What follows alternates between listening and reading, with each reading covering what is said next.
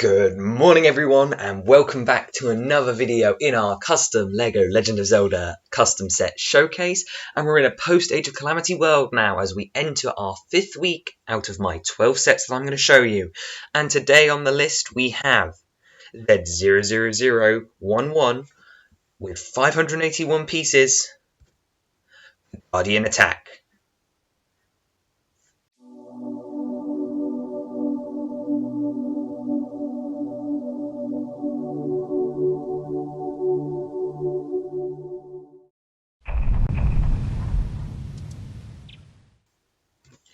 Right, so as I said, today we're going to be looking at one of the highest set numbers out of our wave today, based off Breath of the Wild, a middling range set called the Guardian Attack. And this one only has one major build. I decided to rate it 10 plus. You know, they're kind of death machines.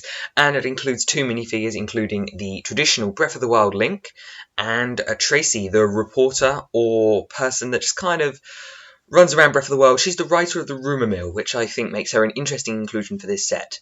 But obviously here on the box art, our highlight is going to be the Guardian, which I think looks pretty menacing and uses a lot of interesting techniques to make that traditional hexagonal shape. So taking a closer look, we already know this set has 581 pieces, 2 minifigures, and would retail for somewhere between £40 and £50. But let's take a quick read of this description. Watch out! The ancient Guardian has come to life in LEGO form. Defend the traveller from the Guardian's flick-fire eye as it moves around on its 6 posable legs, and as the head turns to target your heroes, continue your story your way with the 2 included minifigures and over 500 LEGO elements. This model works for display or play, and the iconic Guardian can be shown off to Breath of the Wild fans of young and old. Right, so that gives you a rundown of this set, and it's a fairly simple one to be honest, because the only build we actually have is Guardian. Again, he is sentient, so we'll see his hand-drawn form in a minute, but now is a perfect chance to point out some of those details. The legs of the Guardian are pretty spidery, so as you can see here, all 6 of them are spiky. They're also designed to be strengthened so that they have a bit more support for kind of keeping him upright. They're attached with ball joints at the waist, I'm going to call it, and have some posable toes as well as those spikes that I mentioned earlier. I make a great use of wheel arches to create that kind of socket where the legs go into, as well as clouding up as many of the gaps as possible between the 6 sides. We then have this angled plate layer with a couple of quarter slopes and studs in translucent pink, solid pink, and dark tan to create some of those swirly details seen on the Guardian. As an oversimplified version, I think it works quite well considering it's not using stickers. These are all angled in at the perfect angle so that the 1x2 wedge plates, which you can see, all fill in the gaps perfectly. The next layer up is also connected using a fairly similar technique, but instead of at a lower angle, we're using the 2x4s at a higher angle to create that kind of increasing conical shape. We then have a neck place which can rotate and has a couple of blue studs to represent some of that ancient energy that surges through this creature, and then a head design very similar to the warship from Z0004, where there are clipped-on attachments to one of those octagonal plates which kind of create this rounded conical shape. Now the head part is not entirely my design, I took some inspiration from some other places, but the rest of it is completely unique to any of the other Guardians existing on the internet. Another feature for this Guardian in particular is replacing that display version of the eye with a 1x4 stud shooter, which doesn't look as good but allows for that extra bit of playability. Here we have its hand-drawn version as well, just so that it fits in with all the sentient creatures, and you can see the detail layer is a lot lower. The eye and extra bits are all done in a translucent colour, and they look quite pale on here, but they represent what the elements would have looked like well. The only reason this Guardian was done in the hand-drawn style was so that we can have a beautiful all-figures layout at the end of this series. Let's take a quick look at those figures now. First up, we have Link, Hero of the Wild, in his champion's tunic from Breath of the Wild.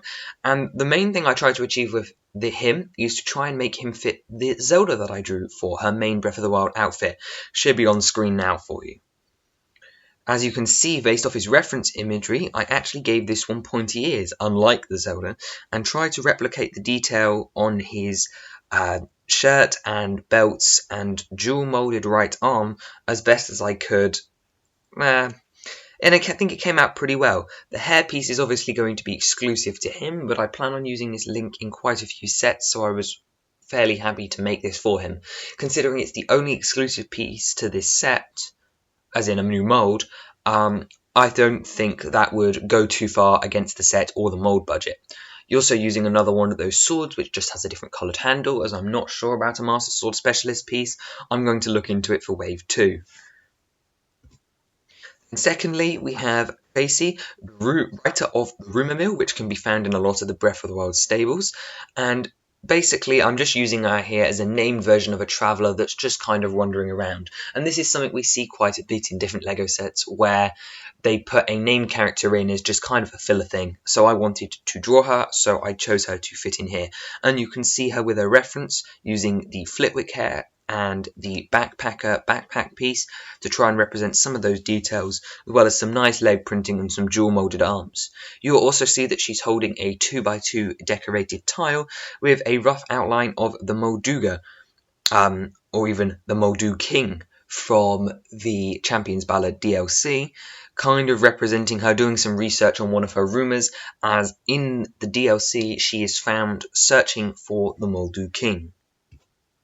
And that's all I have to show you today. There's not many side builds and not many interesting features. However, we do have a fully posable Guardian as well as a flickfire shooter, as well as 2 cool minifigures. But let's take a look at what's coming up next week. I believe that next week we'll be doing Z0005, and that one is going to be based off Skyward Sword. So don't forget to subscribe so you won't miss it, and leave your comments and predictions down on below.